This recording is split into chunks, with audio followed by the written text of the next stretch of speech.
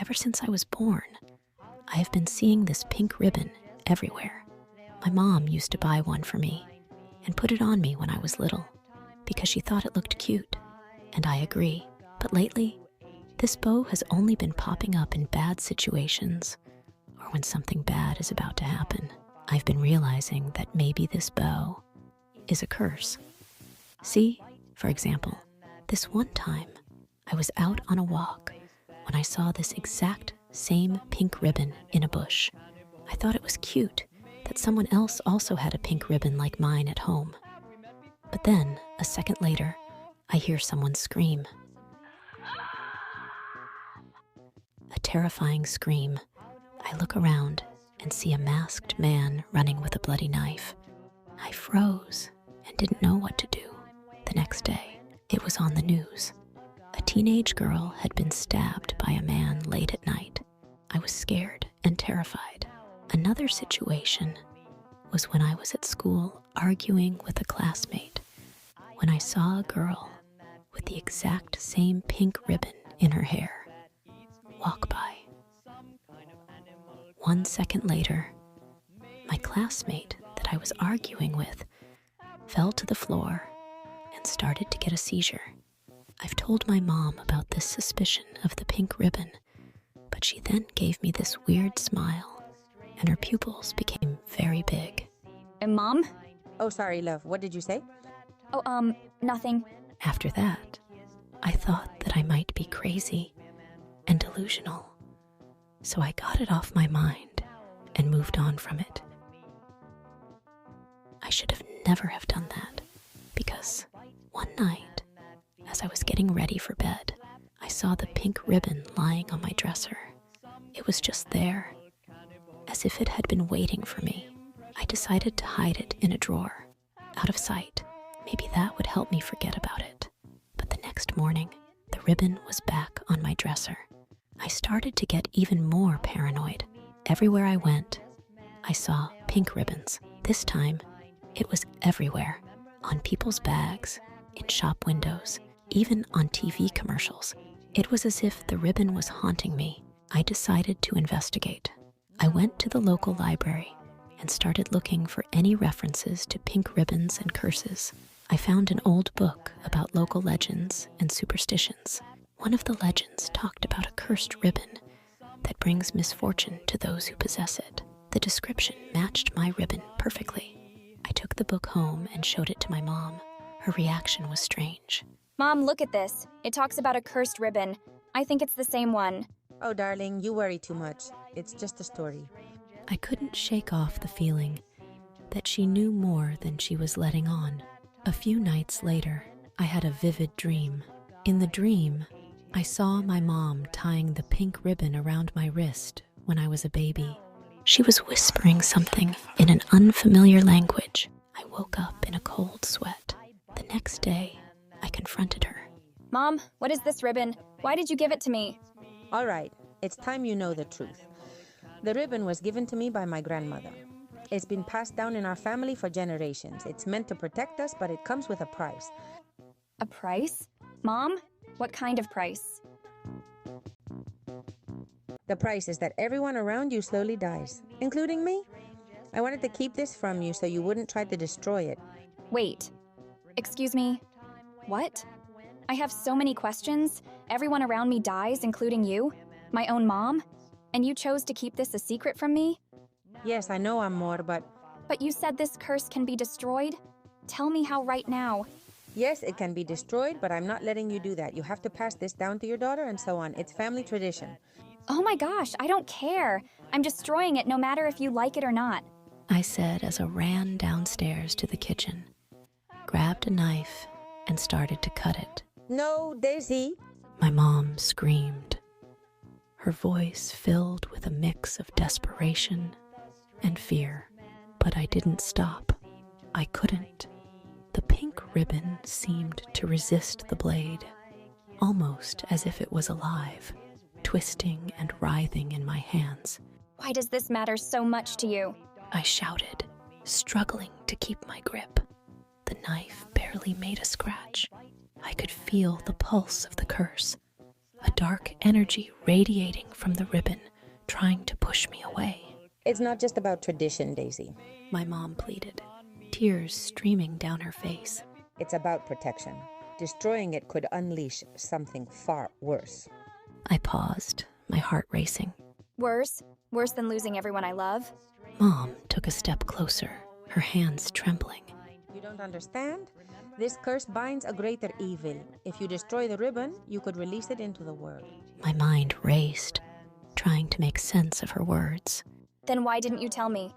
Why did you keep this secret? I could have helped. We could have found another way.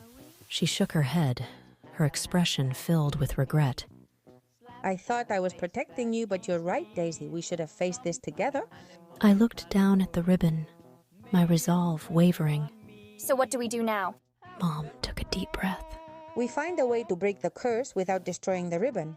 There must be something in the old family journal, something we've missed. I nodded, finally letting the knife drop to the floor. Okay, Mom. We'll figure this out together. As we walked towards the attic, where the old family journals were kept, I couldn't help but feel a glimmer of hope. Maybe, just maybe, we could end this curse without bringing more harm.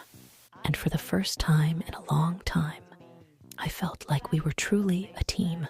In the attic, we found the dusty old trunk that held generations of family secrets.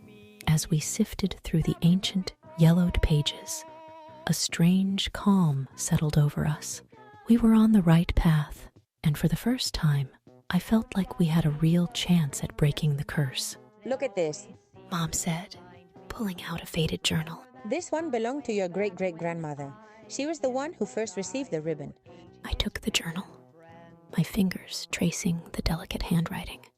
As I began to read, a sense of purpose filled me. The answer was here, hidden in the past. Together, we would uncover it and finally break the chain that had bound our family for so long. As I turned the brittle pages of my great-great-grandmother's journal, I felt a cold shiver crawl up my spine. The ink had faded, but her words carried the weight of centuries of fear and desperation. Journal entry, 1897. Today marks the 50th year of this curse.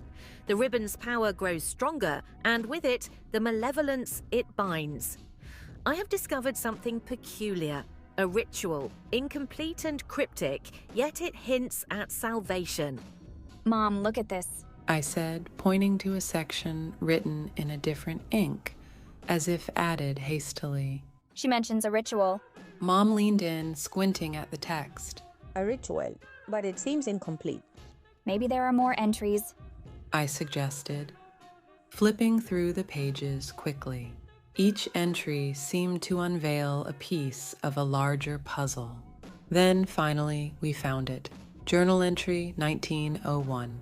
The ritual requires 3 elements: a drop of our blood, a piece of the ribbon, and the light of the full moon. There's a way to temporarily transform the curse into a good luck charm, shielding the bearer from harm. But the ritual is dangerous and must be performed at a sacred place, an island with a hidden blue lagoon connected to the ocean. Mom's eyes widened. A good luck charm. This could be our way out. But it says it's dangerous. I pointed out, my voice trembling. We need to follow this guide. I said, holding up a map tucked into the journal. It led to an island surrounded by a rainforest and jungle, with an underground cave where the blue lagoon was located. We don't have a choice. Mom replied, determination in her voice. We need to do this. The next evening, under the cover of darkness, we took a small boat and made our way to the island. The journey was treacherous, the waves crashing against us, but we pressed on. By the time we reached the shore, the moon was high, its light guiding us through the dense foliage.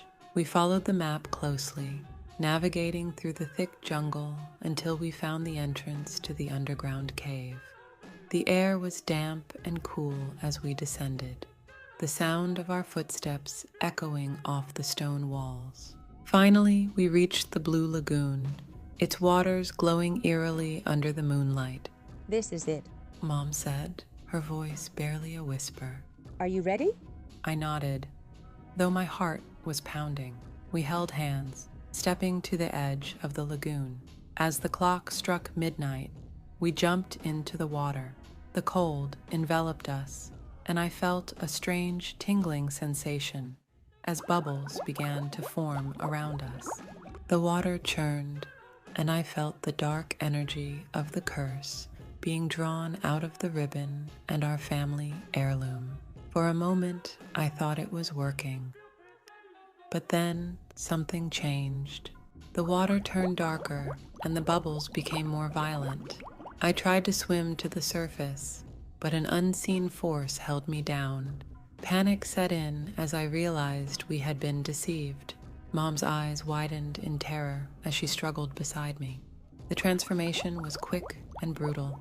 Our bodies twisted and changed, scales forming on our skin, our legs merging into tails. We had become sirens, creatures of the deep, cursed to lure and kill those who ventured into the ocean. We broke the surface, gasping for air. The lagoon was silent once more, the eerie glow gone. The journal had tricked us, turning our hope into a nightmare. We swam back to shore in silence, the weight of our new reality settling in. The curse had not been broken, but had changed into something far worse. We were no longer human, bound to the ocean and its dark call. As we reached the shore, I looked at Mom, her eyes filled with a mixture of sorrow and resolve. We could never return to our old lives. The curse had taken everything from us, transforming us into monsters. But as we looked out at the vast expanse of the ocean, a new instinct took over. The call of the sea was irresistible, and we knew that our lives would never be the same. We were sirens now, and the hunt had just begun.